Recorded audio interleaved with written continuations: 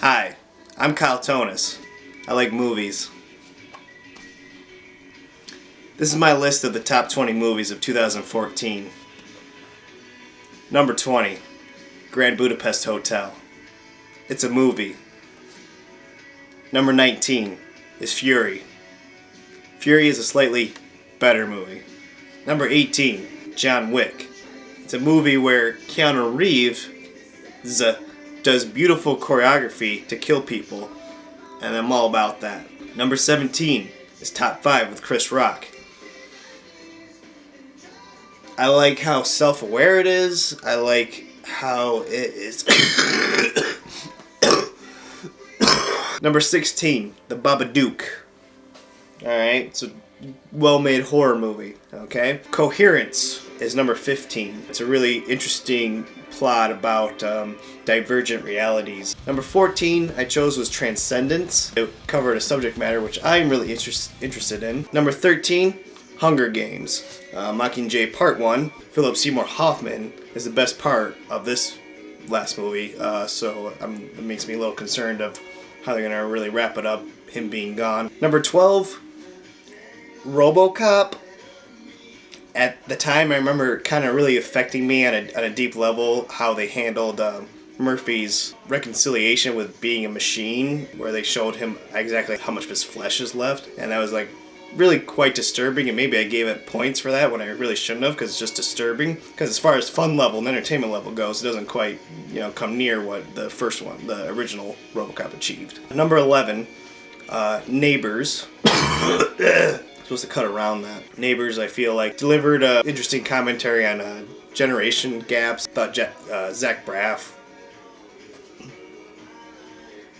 Efron did a good job. I'm sick. These lights are making me sweat. Number 10, 22 Jump Street.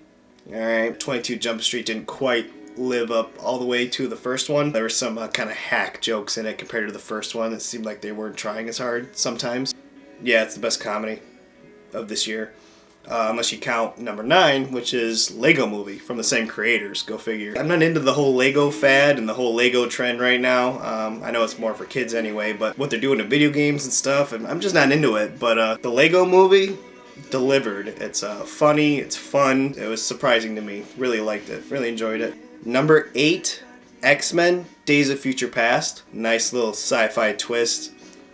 Kind of jumping on the bandwagon of the whole Star Trek reboot trend, but done really well in this case. Number 7, The Hobbit, Battle of Five, the Battle of the Five. People are saying the Hobbit movies aren't living up to the original trilogy, and they're not. This last one had a pretty awesome White Council scene. That alone. Okay. Number 6, The Skeleton Twins. Excellent breakout performance and drama by both Kristen Wiig and Bill Hader. It's just good, great. It's a great movie. It's got great characters. What are you gonna do? Can't ask for much more. Number 5, Dawn of the Planet of the Apes. Say what you want about the title. It is amazing. The awe-inspiring special effects. This was done phenomenally. I didn't think I was looking at CGI most of the time. Number 4 is Interstellar. Okay? Just so rich and dense and sci-fi, human drama, poetic, and it's very satisfying. You eat this big old burger, and it's just like, oh yeah, that'll do, It might not have been the most nutritional, but it was filling. And I feel good and ready to go to sleep. I don't know what I'm saying. Number 3, Birdman.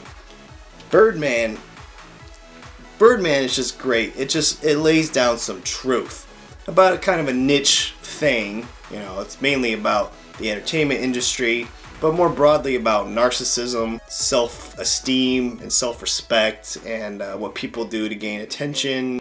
Didn't really deliver on original quirky humor as much as I was hoping it kind of would. Like Edward Norton fighting in his underwear with Michael Keaton. Like, yeah, I've seen that kind of Wes Anderson style humor before, but as far as humor goes. But that doesn't take away from the fact that some truth was laid down in this movie.